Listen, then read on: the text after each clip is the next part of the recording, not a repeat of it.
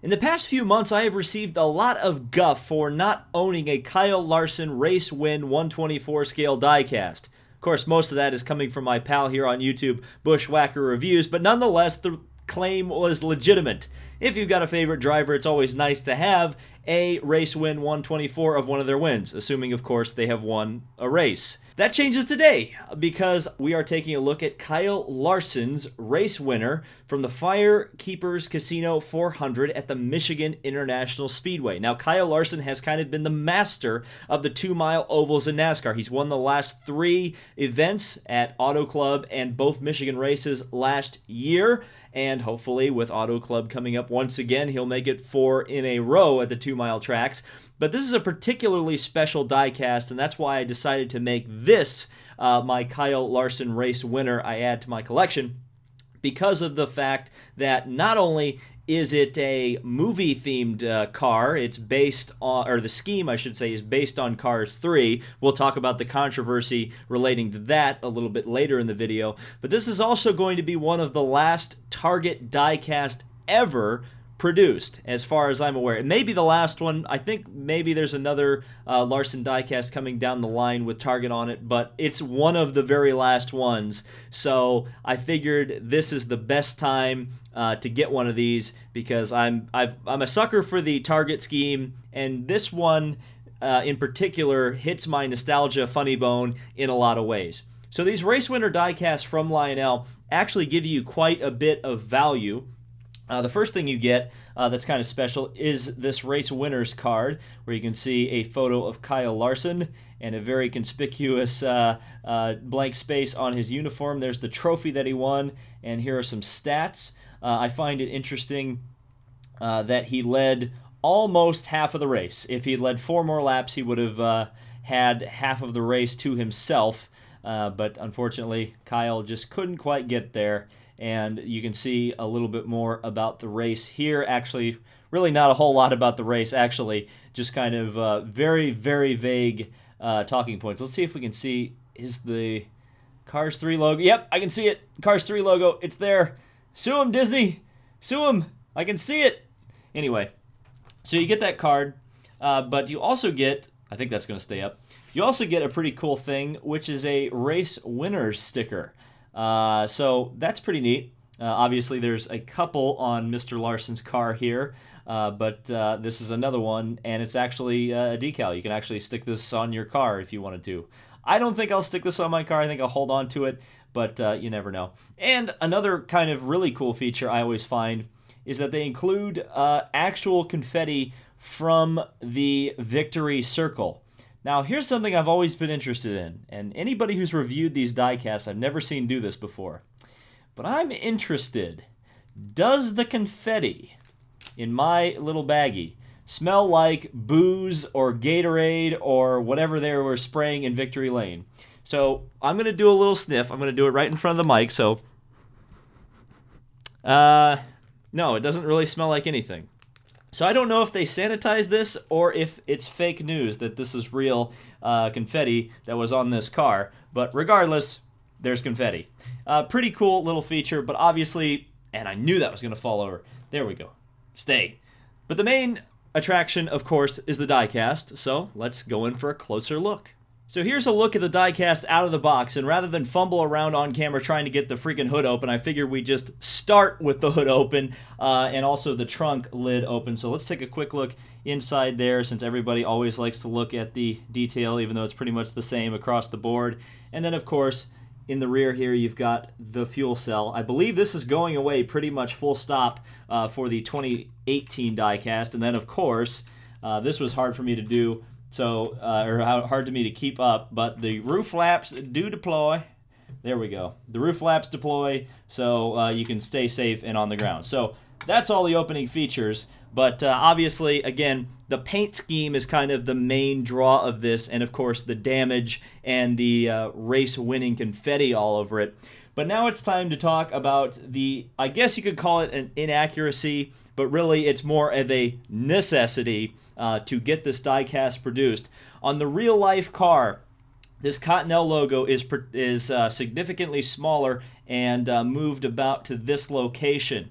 In this part of the rear deck, or not the rear deck lid, the rear quarter panel, there is a Cars 3 logo.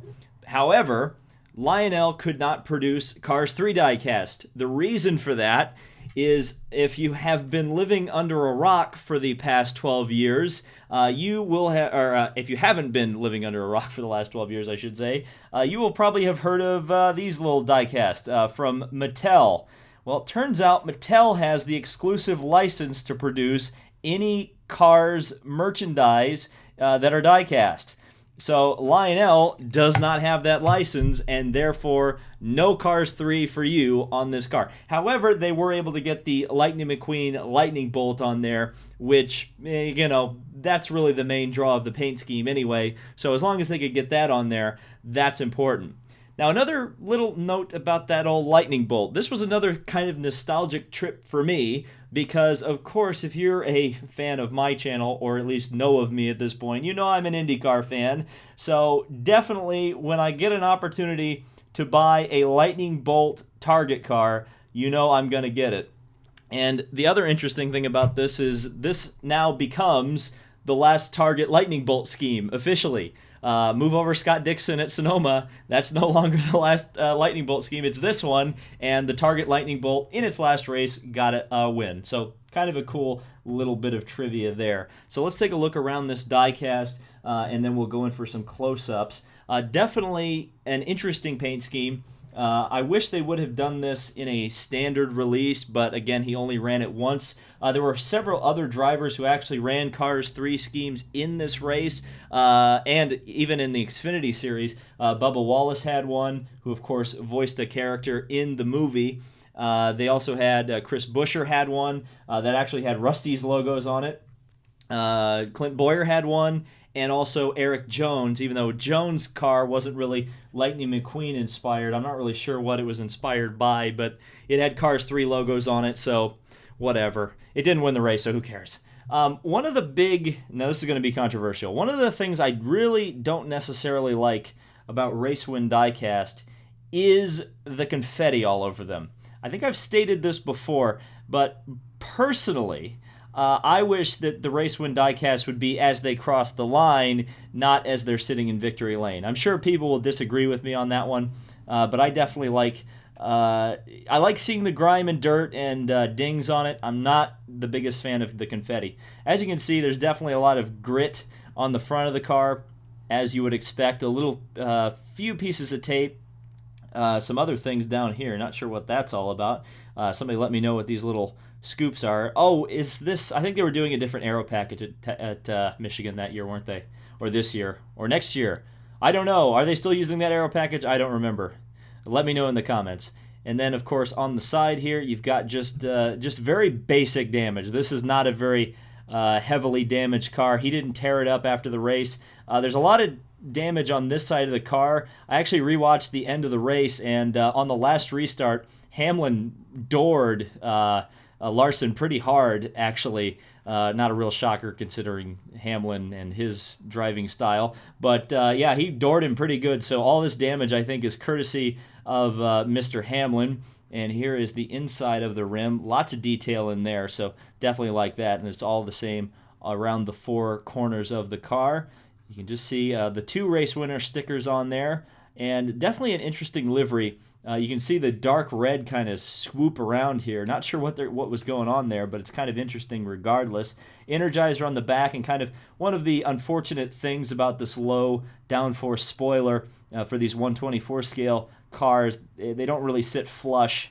Hopefully when they go to the sealed hoods, this will be fixed, but it's like this on my other low downforce diecast, the BK Racing Toyota, so whatever. It's also DIN number 431, if that matters to you. It doesn't really matter to me. I kind of wish they wouldn't put the DIN numbers on there at all, but whatever.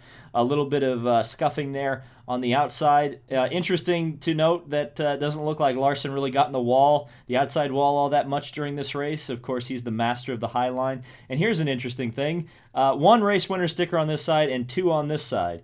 So I'm guessing they only had one race winner sticker to stick on there for his Michigan, or his current Michigan win, as it was sitting in Victory Circle. And this side got a little bit neglected, just having the Fontana win sticker on there.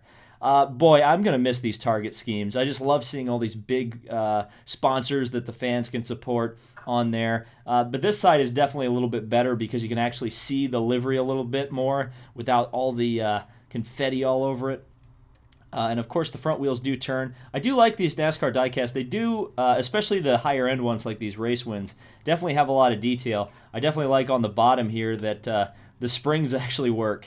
That's a fun little feature for me, even though it is pretty stiff. I don't really think anything works on the front here aside from the fact that the wheels can turn, but that's pretty fun. And also a little bit of extra fun detail is the cloth window net, which isn't necessarily straight, but it still looks pretty good. And then, of course, you also have some tear-offs on there. And Monster Energy definitely covered up. So if this had been a Hendrick race winner, it almost would have been acceptable to have all that confetti on there because it would have disguised that there is no monster on the Hendrick cars. They did release a NASCAR Authentics version of this. I have not found it yet. So here is the original NASCAR Authentics Kyle Larson from 2017 to compare it next to. Of course, you know me in NASCAR Authentics, you have to kind of get it in there and show it off. I wish I would have or would have been able to find the Authentics version. I saw the Gold Series version a few times, decided to pass on the Gold Series 164 for now. I'm probably going to regret that decision, but oh well. So, this was my first race win diecast review. I hope you've enjoyed it. Let's see if we can get a nice closing shot here, nice and tight on there. This is definitely a beautiful diecast. They did a really good job on this one. And again, it was kind of a great tribute to Target and to Kyle Larson to get this thing done and out, and it looks great in my collection. So thank you guys so much for watching. This has been David Land on YouTube, and we'll see you in the next video.